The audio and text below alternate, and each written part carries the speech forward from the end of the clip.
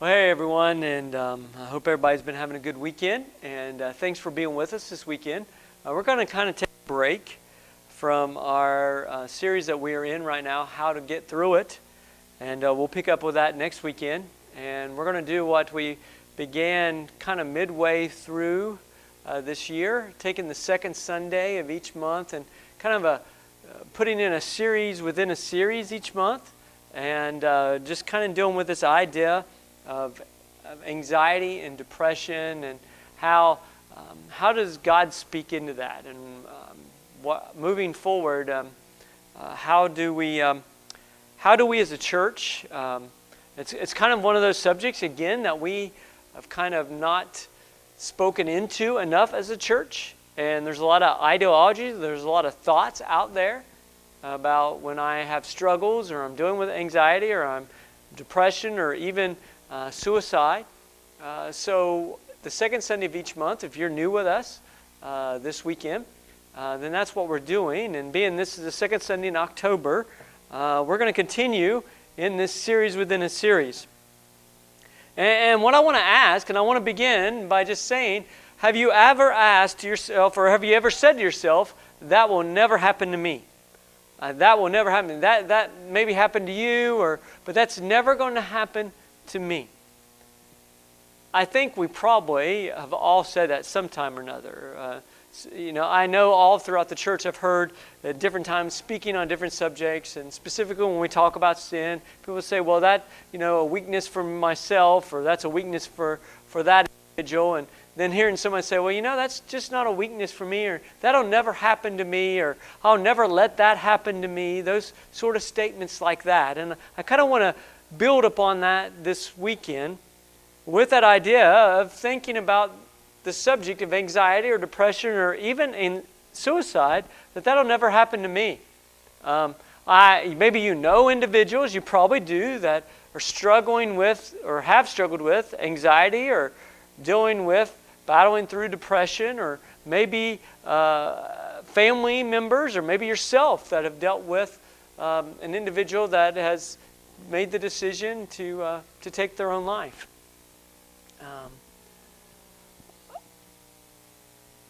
But you say, a lot of us, we say, I don't understand it, or how could someone get to that point, or I will never allow myself to get to that point. And I think it's a very dangerous place to be. Whether it be talking about this specific subject with anxiety and depression, or even suicide, or with sin in general, saying, well, I'll never let that happen to me. I'll never let Satan have that foothold with me. And a lot of times when we say, that'll never happen to me, or I'll never let that happen to me, that's such a dangerous place, because then that's opening up an area for, well, let's just see from the mindset, or from the thinking spiritually of what Satan might say. I want to begin this morning. If you look with me over Psalms chapter 30. Psalms 30, we're going to look at verse. This is a psalm by David. This is David speaking, and I want you to kind of look at David's thought pattern through this prayer, if you will. He's praying a prayer. He's lifting God up, and this is what he says. He says, I will exalt you, Lord, for you rescued me. You've refused to let my enemies triumph over me. O Lord, my God, I cried to you for help. You restored my health. You brought me up from the grave. O Lord, you kept me from falling into the pit of death. Sing to the Lord all the glory, all you godly ones. Praise his holy name.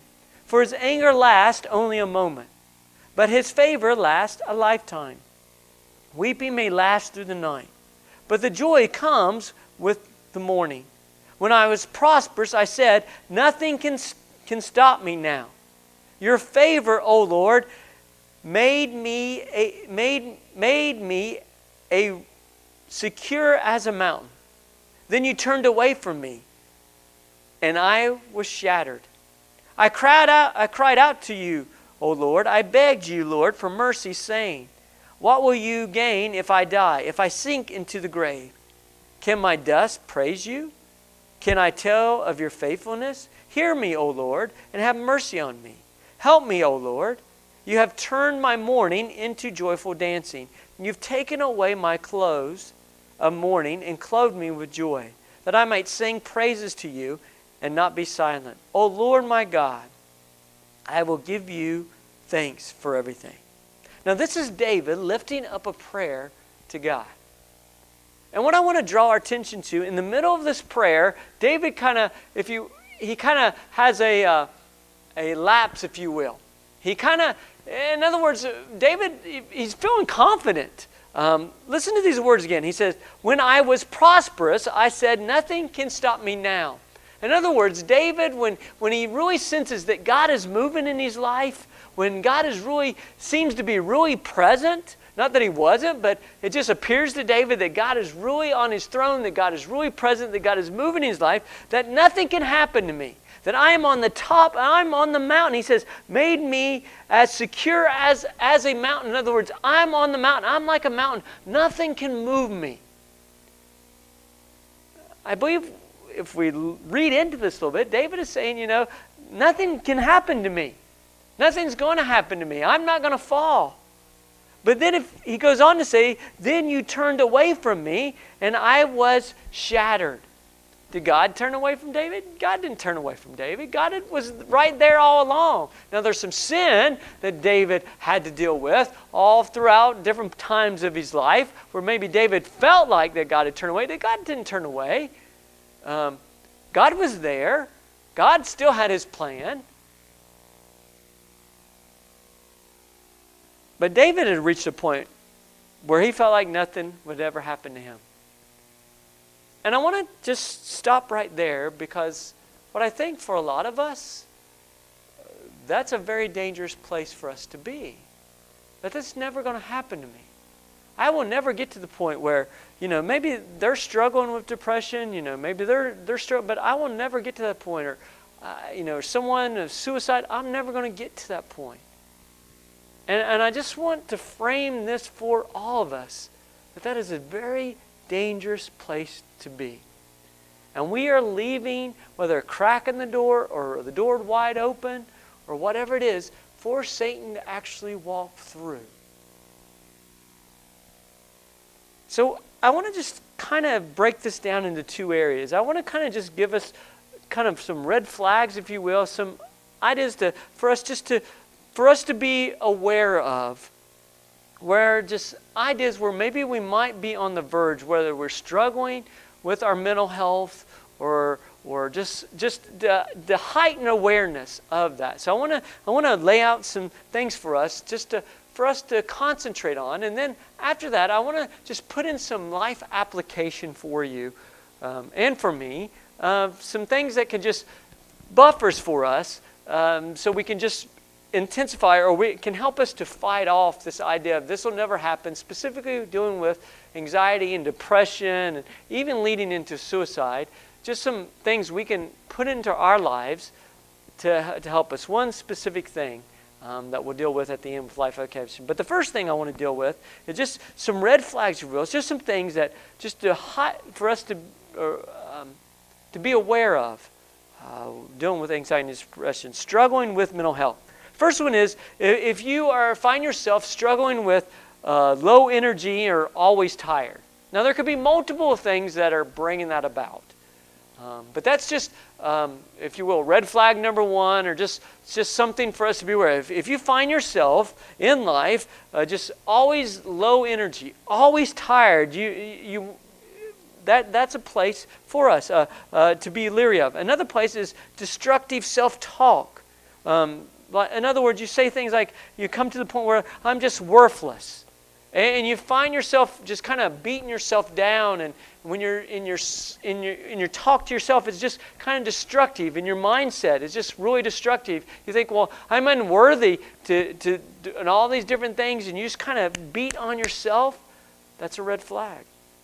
Or if you find yourself disconnecting yourself from friends and family, if you find yourself disconnecting yourself from community, relationally, all of us, whether we really believe it's in our personality or not, we were created for relationships. We were created for community. We were created to get together. We were created for that. And whether you believe it or not, or you say, well, I'm an introvert, I really don't like relationships. Well, you might think you don't, but you were created, I was created. Whether we believe in the Creator or not, just because we don't believe in the Creator doesn't mean that we weren't created for something. We were created for relationships. And if we find ourselves trying to disconnect from friends that we once had, or from family or community, and we're really not sure why, but we're just kind of retreating, we don't want to engage, then that's a red flag. Another red flag would be just basic self-care, taking care of ourselves. Whatever that looks like in your life, if you find yourself depriving yourself of that and the basic self-care needs and activities, then it's a red flag. Another red flag would be if you find yourself with headaches or backaches or just, something that's just out of the natural for you in that area, there's a red flag.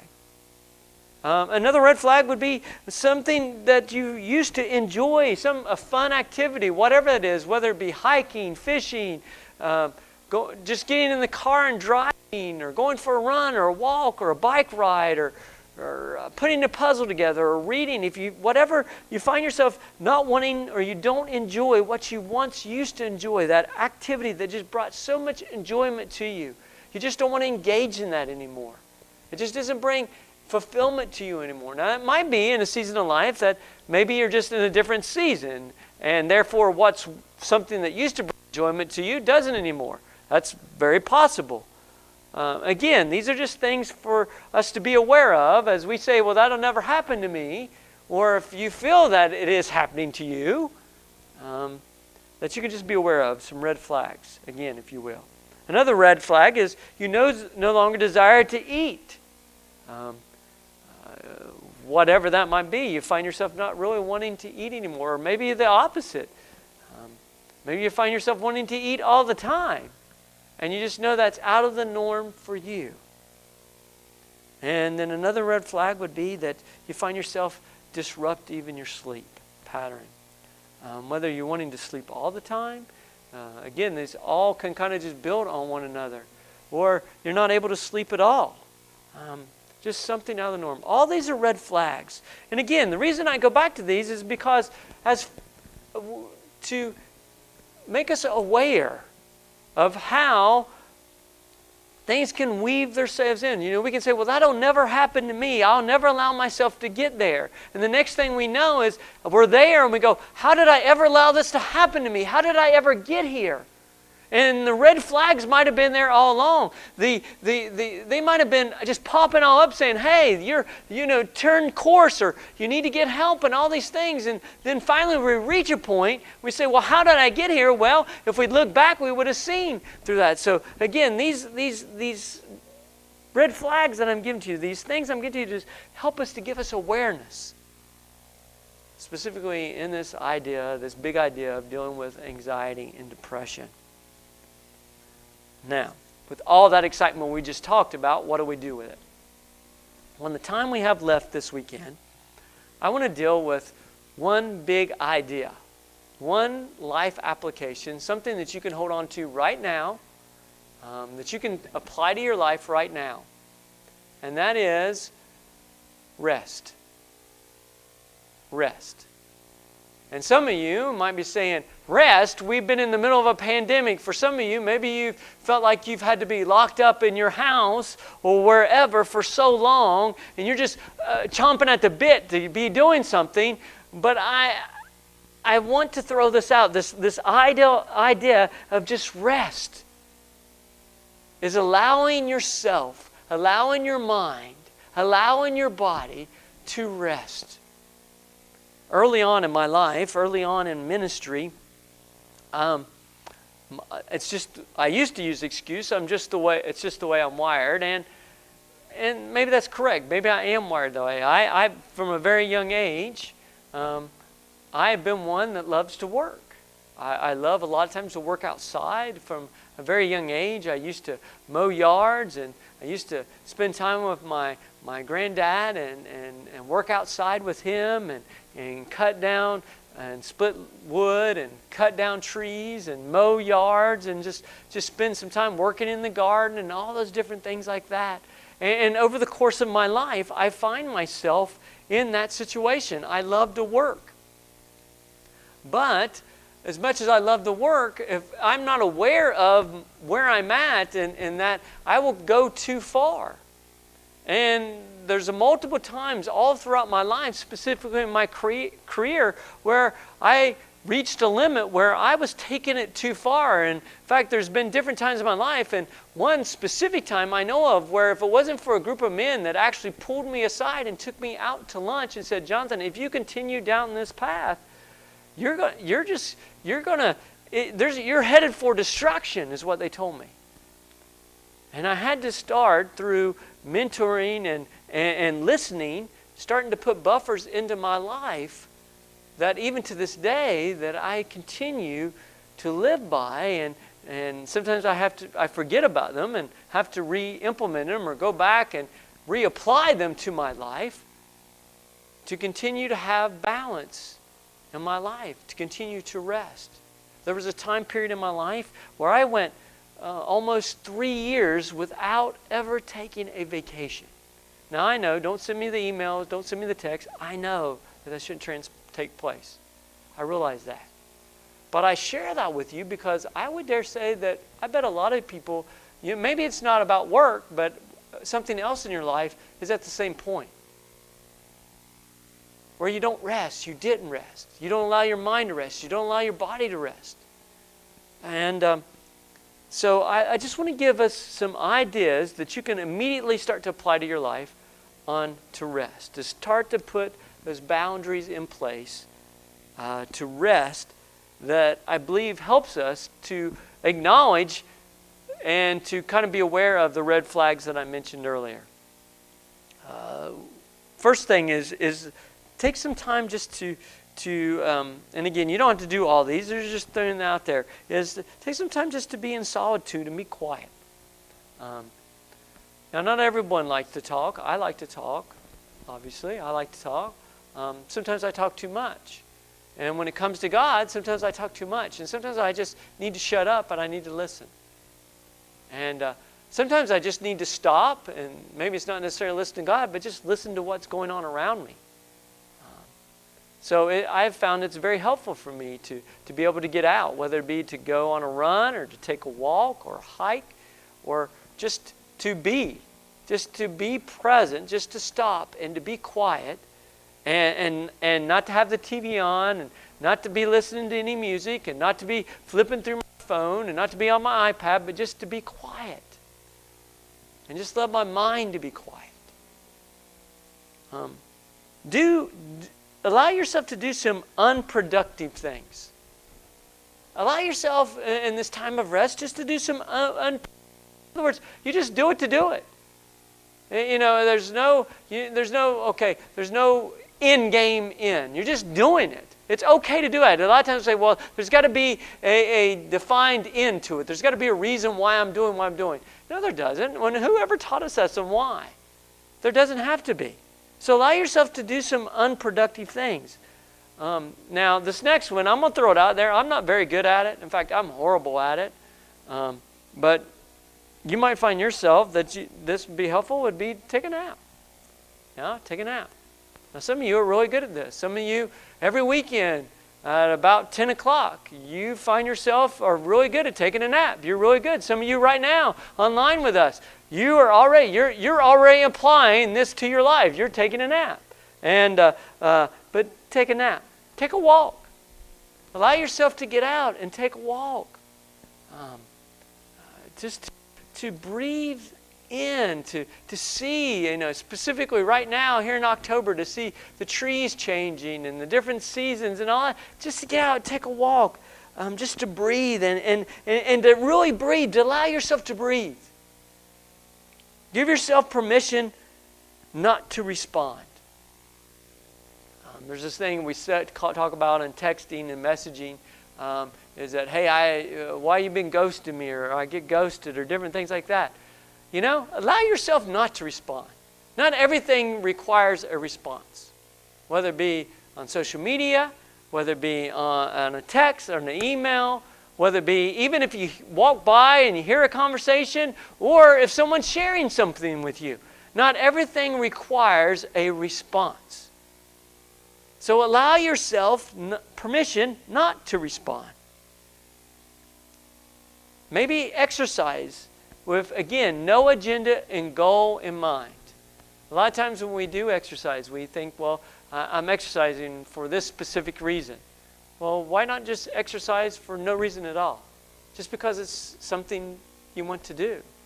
Again, you're giving yourself permission to do something unproductive.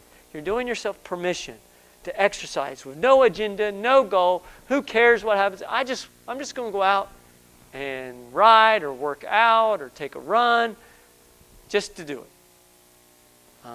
Maybe you're someone and take some time just to paint or to draw or to journal or write out your thoughts or write out your prayer or whatever that looks like. And then this last thing I just want to share with you and ways to rest would just be take a technology break. Take a technology break. A break from our computers, a break from your iPad, a break from your phone, a break from the news, a break from TV, a break from radio. And I realized that, again, that can be so hard to do, but can be so beneficial. Now, these are things, I'm not expecting us to do all these. I'm just throwing out some ideas. There could be, if this weekend we could make a whole list. You could add to this. Maybe there's other things you could add to this list. Maybe as you're watching online, there's different things in the comment section that you could throw in some more ideas that people will see that we could add to this list. But what this does is this keeps us in balance. This helps us to keep in balance. So when we do say, well, that's never going to happen to me, well, we know that we are not just sitting by and allowing the evil one to take up residence in our life, specifically in this area of anxiety and depression. But no, we're saying, okay, we're going to go forward. We're going to advance. The Church of God was always advancing. As followers of Christ, they were always advancing. I personally, although growing up in sports, I played defense. And I realized the importance of defense on football, basketball, all the importance, whatever sport it might be, the importance of defense. But if you look through sports and different things like that, you see a lot of times that a lot of teams will finally come to a point, maybe they're far ahead. I don't know how many times through my life that I've seen teams that get way far ahead, and what happens? They kind of just take a break. They had their foot on the gas. They were going forward and keep pressing and pressing and pressing. They take their foot off the gas. They kind of lay back a little bit, trying to concentrate a little bit on defense, and the team comes back and catches up, and sometimes they even lose. And we kind of look at that way as the church. We as individuals, as far as the Christ and the church as a whole, we kind of go on, we kind of take our foot off the gas. We kind of take a little break. We kind of, we just kind of set back. And then again, we give ways for Satan to move his way in. Well, this whole time, this weekend, is for us to realize that specifically right now, all the statistics, all the numbers, all the things would point to that if something isn't drastically done, that not only are we going to be dealing with this pandemic of COVID for a long time even to come, but that we could be even dealing with something even on top of that that could multiply to even being worse, would be the anxiety and the depression leading to the suicide on multiple levels.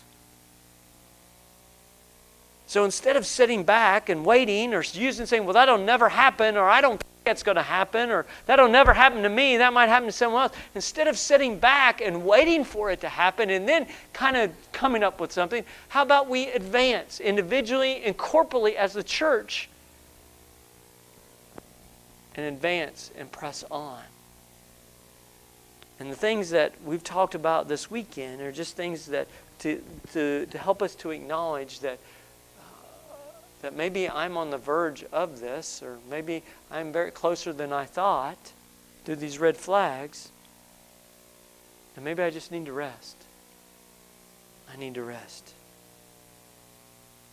You know, Jesus instructed us, Jesus told us, all you who are weary, come to me, and I will give you rest. sounds like something that's so simple. But in our culture, society today, something that is so hard. I want to go back to what David said at the very end of his psalm. He said, "O Lord my God, I will give you the thanks forever and ever." Let's pray. Our Heavenly Father, I thank you so much for all that you've given to us this weekend. I thank you for everything that you blessed us with. God, I pray that we will allow our antennas to raise up. I pray that we will advance in so many different areas of our life. And I pray that we, specifically in this time, that we won't set back and allow the evil one, to allow Satan to come up with ways to attack us individually and as a church, but we will advance and we will move forward and we will do what we need to do to put in place ways that will strengthen us, ways that will strengthen the church, ways that we can go out for you in the community and minister and share in ways that you so desire for us to do. And Father, I pray that as we have talked about this weekend, may we allow ourselves to rest. May we allow our minds to rest. May we allow our bodies to rest. May we allow you to fill us up. For those that are struggling to believe in you this weekend, for those that are questioning whether you even exist, or are you there anymore? Maybe they once believed in you and have doubt. Father, I pray that you will reveal yourself to them in only a way that they need you to reveal yourself. In a way you know that you need to show up in their life. God, I thank you again for this weekend. I thank you for worship. In Jesus' name I pray. Amen.